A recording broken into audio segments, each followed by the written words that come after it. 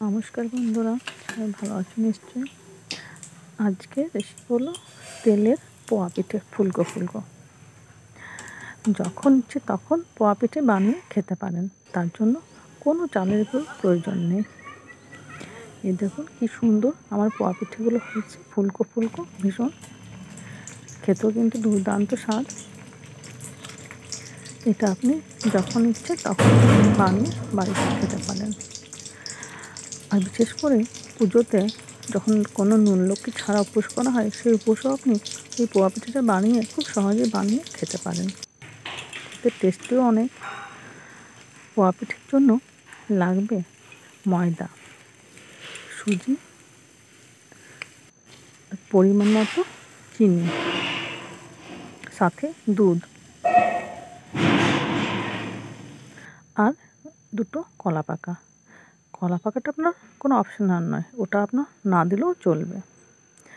ময়দাটার সাথে চিনিটা, সুজিটা আমি মিক্স করে নিলাম।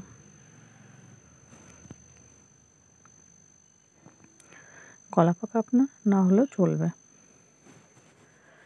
একটু নুন দিলাম। আপনারা যদি উপোস বারের জন্য করেন তাহলে কিন্তু নুনটা দেবেন না। যেহেতু এটা আমি উপোস বারের জন্য করিনি, তাই একটু নুন দিলাম। সাথে ময়রি দিলাম একটু। এবার দুধ দিয়ে এটা মেখে নেব। যদি আপনাদের বাড়িতে দুধের কোনো অসুবিধা থাকে বা দুধ না থাকে, তাহলে আপনি এটা জল দিয়েও মাখতে পারেন। এটা জলেও হবে, কিন্তু দুধ দিয়ে মাখলে টেস্টটা আরও বেশি আসে পোয়া পিঠের। এটা হাত দিয়ে ভালোভাবে মিক্স করে নিতে হবে।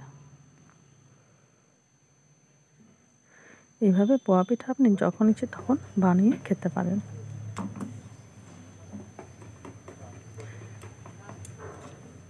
ভালোভাবে স্মুথলি মেখে নিতে হবে। এটা আমার মাখা হয়েছে কিছুটা। এবার কলাটা মিক্স করে দেবো এর সাথে। হাত দিয়ে চটকে দুটো কলা পাকা মিক্স করে দিলাম। কলা পাকাটা আপনার কোনো অপশনাল নয়, এটা আপনি না দিলেও হবে আর দিতে গেলেও হবে।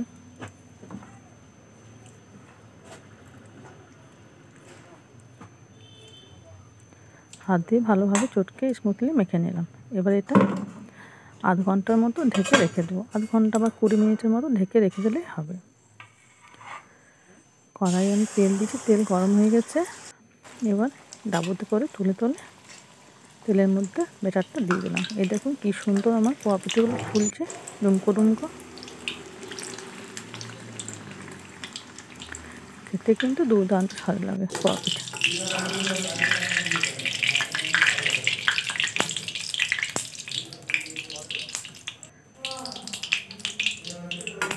এভাবে সবকটা পোয়া পিঠে ছেঁকে নেব আমি তেল দিয়ে। এই দেখুন কী সুন্দর কালারটা এসেছে, দেখছেন? খেতেও কিন্তু ভীষণ তুলতুলে নরম। যারা যারা আমার ভিডিওটা দেখছো, একটা লাইক করে দেবে, একটা শেয়ার করে দেবে। নতুন কেউ থাকলে আমার চ্যানেলটি সাবস্ক্রাইব করে দেবেন, তাহলে নানা রকম cooking video, blog video, short video সবই দেখতে পাবেন। আমার পোয়া পিঠেগুলো কেমন হয়েছে একটু কমেন্ট করে জানাতে ভুলবেন না। এই দেখুন সব পোয়া পিঠে আমার হয়ে গেছে, ভীষণই সুন্দর। আর খেতে তো ভীষণ কুরকুরে, নরম, আর ধারগুলো ভীষণ কুরকুরে হয়েছে।